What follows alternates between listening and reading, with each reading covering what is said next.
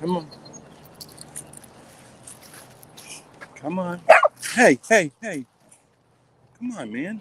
Hey. Hey. No. Excuse me. So rude. You're so rude. Let's go. Stop it. Stop. No.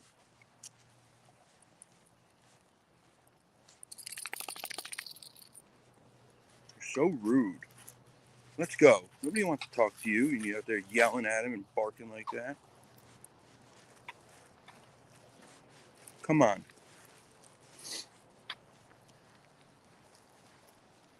Thought I taught you much better communication skills, but no.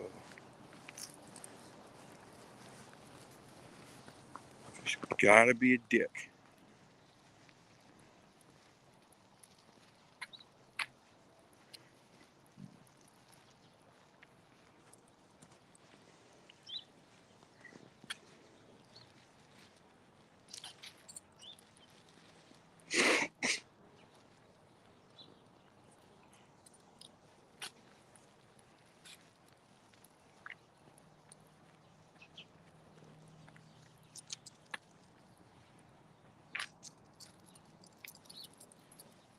Probably a little bit early for most.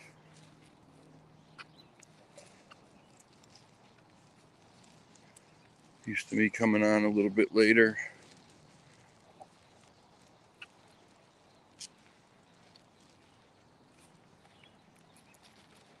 But anyway,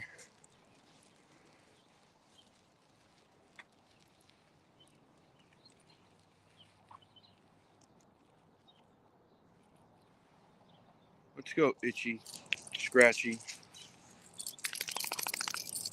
Shake, shake, shake, Senora. Shake your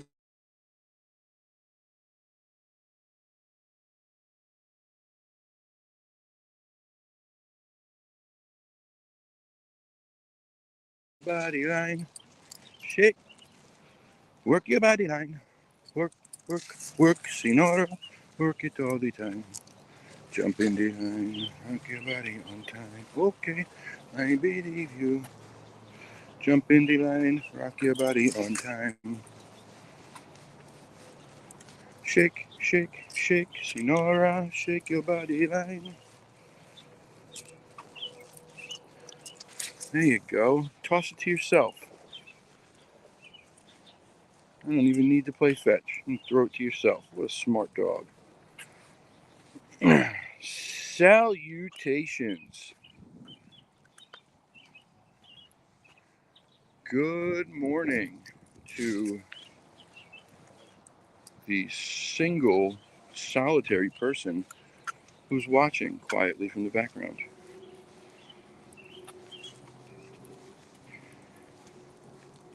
I hope your morning's starting off good. I wonder if it's my mom.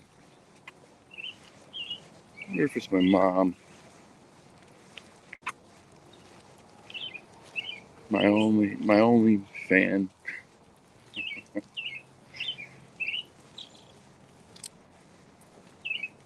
As you can see, he doesn't act like he just had his manhood taken. This dude is, man, I mean, I'm happy he's recovering well, but good God, couldn't we just get a few days where he was like, chill, mellow? Nope, not us. Don't forget, come on, don't forget, he didn't just have his manhood taken, he had 4 teeth pulled. Over here chewing on police zip ties and whatever else he gets his mouth on.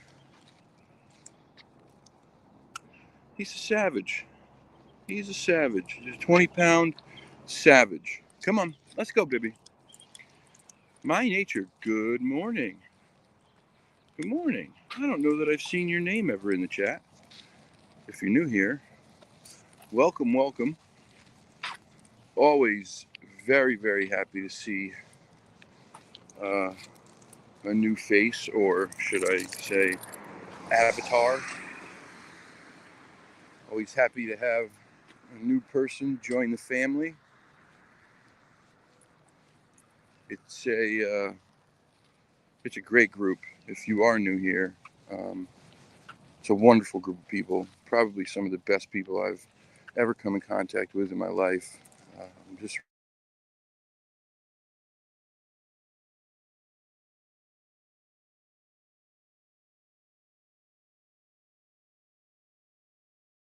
really solid human beings from top to bottom. One of my favorite buildings. I love this place. So neat. So neat. And then that big guy right there. This is also a very cool house across the street. Now, what's amazing, right?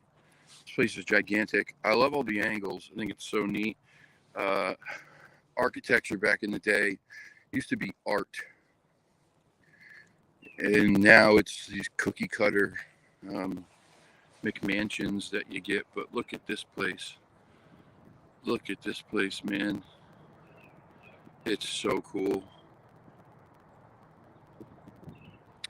The coolest part, I mean, the little porch up there. There's another one over on that side. There's one out back. Maybe two out back. I don't remember. This used to be just one family's home, right? You know, I don't know how long ago that was. Sorry, I gotta grab some doggy duty bags. And I don't know how long ago that was, but years ago, it used to be a one family home. Now it's split into many apartments. I'm not sure how many, but quite a few. And then also you have the abandoned school, which I always wonder about schools. Abandoned school. No, you're not looking. I don't know what that is. Abandoned schools, I think, especially hold a lot of energy in them. I think a lot, more often than not, there tends to be paranormal stuff that goes on there just because of the amount of people that pass through and the memories and energy that's left. But real quick, let's take another look at this thing from this side. Another little balcony up top here. Multiple deck levels out back on the side staircase. There's a step down yard, not yard, but I guess you would say like kind of flower bed, mulch beds down there because it's a sharp incline, decline. But what a neat place. What a neat place, man. That tower. Let's get a good look at that. That tower. Check that out. How cool is that? You get a 180-degree view out this tower here. I bet you there's probably some little breakfast nook in it so they can eat their breakfast and look out those windows.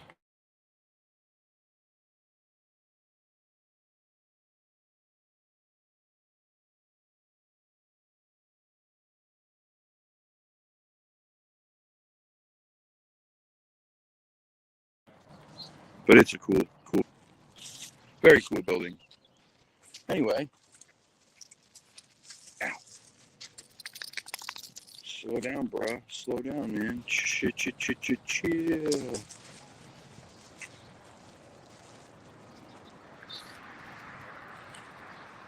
Shot of the river through the trees. And get a better one up here when we get inside the fort.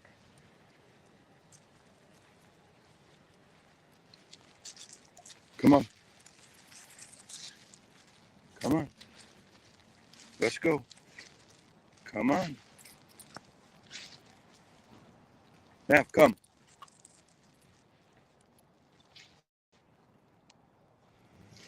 Oh, I'm sure.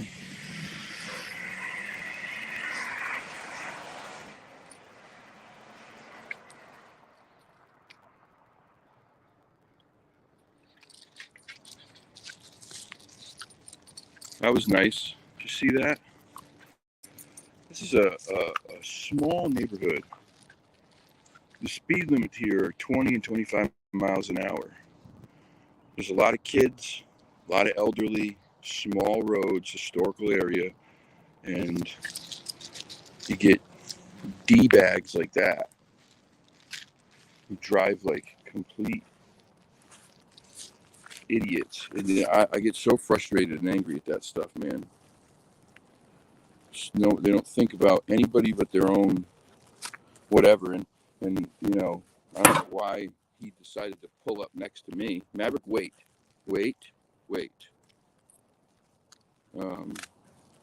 He looked like a shady cat,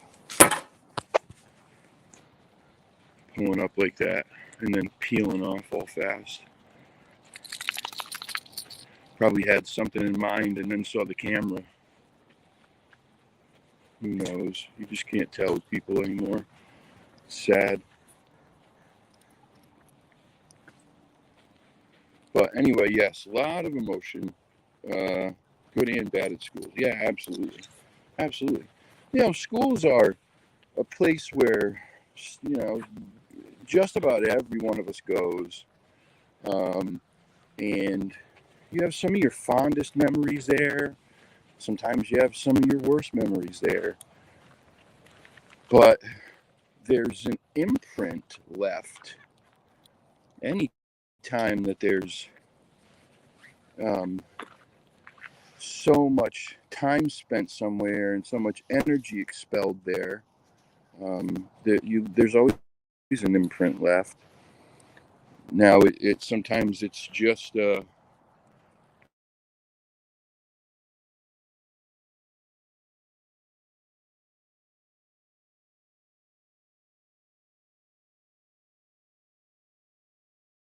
sometimes on playback things over and over, and then other times there's intelligent something there where it knows and it's uh, it can interact with you, and that's, you know, like a real true haunting. But they happen in many schools. Hey mom, good morning. That's my mother, Mimi Sue. Yeah, he was awesome. Dam's great. Dam's great. Uh, you know, it's when you get somebody who's from the academic scientific community, you never really know how it's going to go, because a lot of, well, here's the boat horn. A lot of those people can speak it in ways that are, you know, all these really big words and scientific jargon slung together to sound more intelligent, or and then it's hard to follow along. Dan, number one, you could tell Dan was a very knowledgeable and very intelligent man, but there was no proverbial intellectual flexing at all. Dan was very humble and spoke very eloquently and articulated his points very well, but made it so everybody could follow along easy enough. He was a wonderful guest. I had a really good time talking to him. We spoke backstage for a little while too, and we exchanged phone numbers. We're going to stay in contact and probably try to do some other stuff together in the future. You know, we say it here. The best part about this is the connections. It's the connections.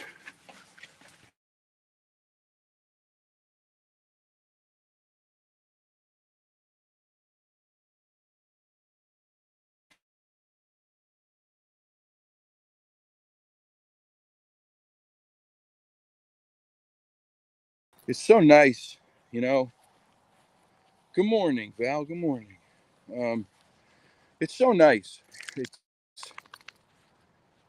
you, unless you, I don't. Most of the time, when I have a guest on, we speak very briefly prior to the show. It's nothing crazy. I'm not one of these guys who does pre-interviews where, you know, hey, I'm going to ask this question, And, that way you can prepare your answers. Or is there stuff you want me to ask? I don't do that. I really like to let things unfold organically and naturally. I think they just end up going in the routes they need to. I've said it before, I'll say it again. I think a lot of times, for somebody like me especially, if I write out questions ahead of time, if I have a list of questions, say I have 15 or 20 questions written down, I'll ask the first one, and then while the person's answering that, I'm so focused on what the next question is and getting to it that I'm not paying attention to the guest as much as I should be, because I'm already looking ahead to the next question and awaiting them to finish their response to the first one. And that's kind of part of my ADD and all that stuff. So for me, it's better to not have a list. I'll have a very, very broad, brief outline and in my head of what talking points I want to go over. And again, none of that's shared with the guest unless they ask, which I've never had anybody ask. But yeah, it's really nice. It's really fun when things unfold so well. It was a really good time. What a nice guy. I say that so often, but it's so true. So many people, so many nice people out there. Gives you hope for humanity. Maverick's fine, man. He's fine. Thank you for asking. We had hoped that, man, maybe we'll get a week where this guy is just chill after his surgery, where he calms down a little bit. Yeah, no, that's completely out the window.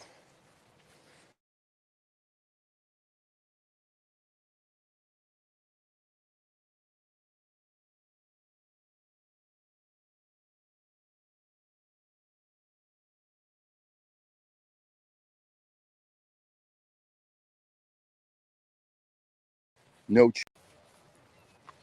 sorry, Mom. Before you ask, that's the camera again. It's because I'm out away from a Wi-Fi router, trying to pick up Wi-Fi in the air.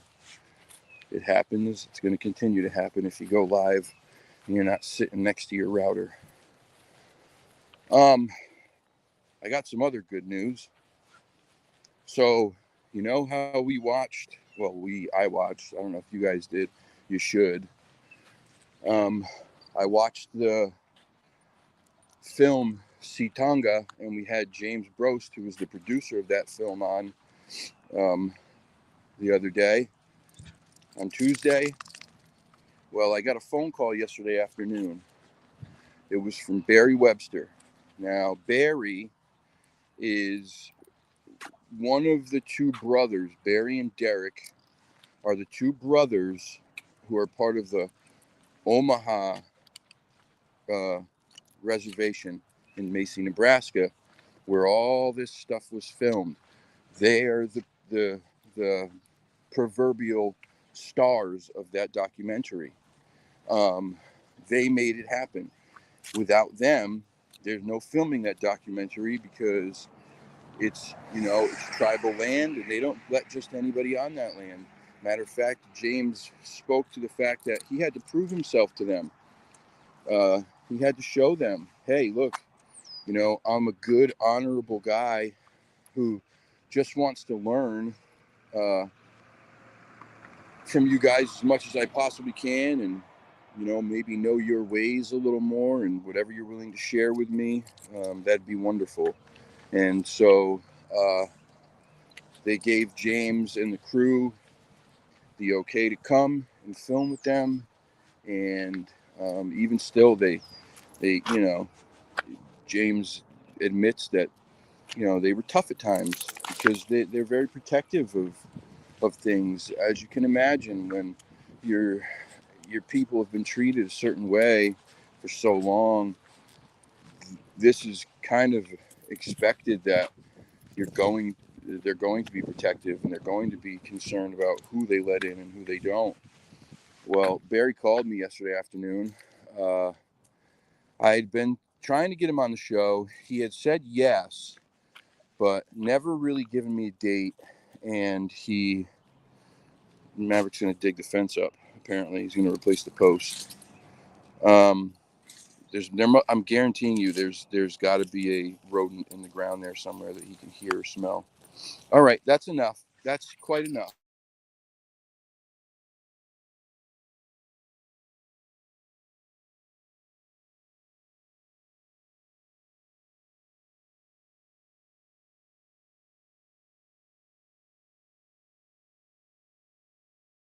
Thank you. Sorry, bad signal. Barry had never given me a date. He had said he would come on the show, but he hadn't given me a date. I think he was trying to feel me out a little bit, just like he did with James, before he agrees to come on the show and all that stuff. He wants to make sure that he can trust the person and yada, yada.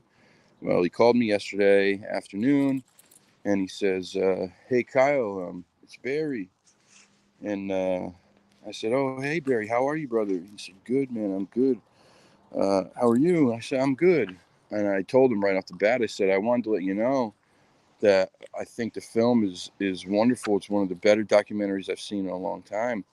And he said, oh man, really, that's great. Thank you. And he thanked me for my kind words about it and whatnot. And he then called James. He said, can I bring James in on the call? And I said, sure. And he brought James in. And so we talked for a little while about stuff. And Barry said he wants to come on the show.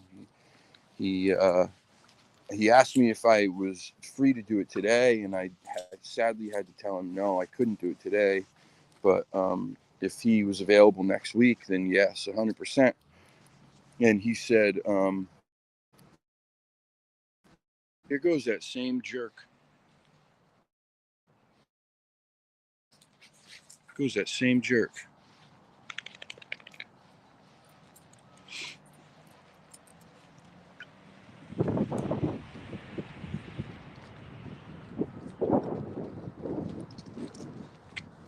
I'm speeding all over like an asshole.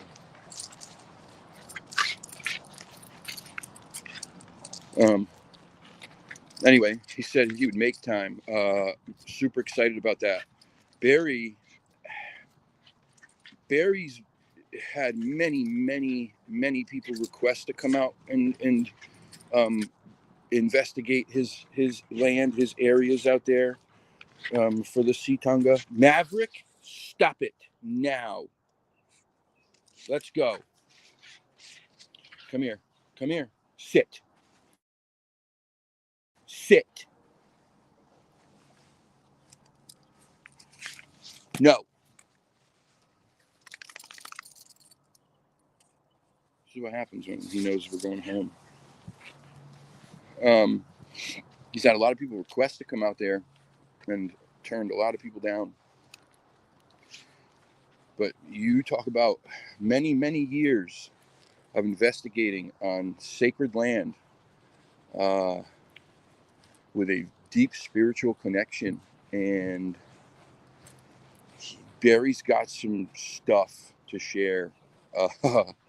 Some real intriguing, mind-blowing stuff. I mean, like, some of the stuff that he told me and we talked about, and he not just told me, but said that he has multiple witnesses to this, who are impartial witnesses to some of this stuff, and then some physical evidence too. Man, I'm not talking about, you talk about mind blown. I was jaw on the floor. So I am really excited to get him on the show. And hopefully his brother Derek will come on too. I don't know. We talked about it briefly, but he didn't say one way or the other, if he was going to. I'm hoping he will. I would have loved to have had James, Barry, and Derek on at the same time, but it's very difficult to coordinate multiple guests like that when everyone has their own schedules, lives in different time zones, and all that stuff. So we had to do it the way we did it. But so Barry is going to come on the show. I'm trying to get it done for next week. Hopefully we can.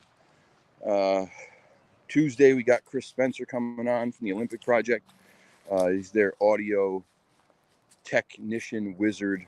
And that's going to be a really awesome show. If you watch the Shane Corson episode, Shane's was a really awesome show, and Chris has got years of audio stuff, vocals and whatnot that he's going to go through some of it with us, and then probably also show us some stuff that isn't at all Bigfoot related, audio wise, so that people can understand that you may be hearing some stuff that's strange sounding, but it's not Bigfoot. It's just natural.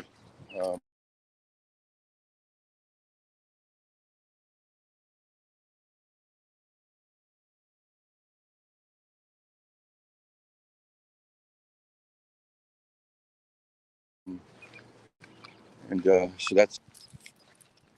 I also have to get in contact back with Bettina Moss about having her on the show, setting up a date. I don't know if we finalized one. I had mentioned one, but I'm not sure if we finalized it or not, so I got to figure that out.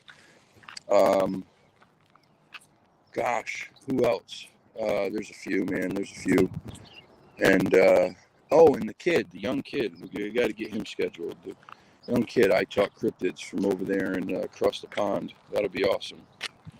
That'll be really fun. We try to get this kid some subscribers and get him seen some more, because I really applaud the young man for putting in the hard work it takes to have a podcast at 15, 16 years old, and then going out in the woods, doing boots on the ground stuff, and then research, because I guess the show's not necessarily a podcast as much as it is like an informative, anecdotal storytelling show, but it's good stuff. What's wrong with your foot, bub? You okay? You all right? Come here. What's wrong with your foot? Come here. Uh-oh. Hold on, guys. Come here. What's wrong with your foot? Let me see. Oh, baby. Hold on. Okay. All right. It's all gone. Okay? It's all gone. You better. You okay? All right. Can I see? Can I see it? Can I see? It's going to hurt a little bit. Sorry. He was limping and licking his foot. He just had a big splinter in it. I had to pull it out. He didn't like that. Poor guy. But anyway, thank you, Val. Appreciate the kind words. I really do. You guys make it all worth it. You make it all worth it. Don't ever be sorry. I always tell people this. People apologize for missing a show or being late. Don't ever be sorry. People got lives. This is YouTube, man. This isn't real. This is YouTube. Don't ever be sorry. But yeah, I don't know what's going on. YouTube's been doing this to me too. For months and months, I've been missing notifications for people, and it's starting to really, really frustrate the hell out of me, because I'm not getting anything for so many people that I,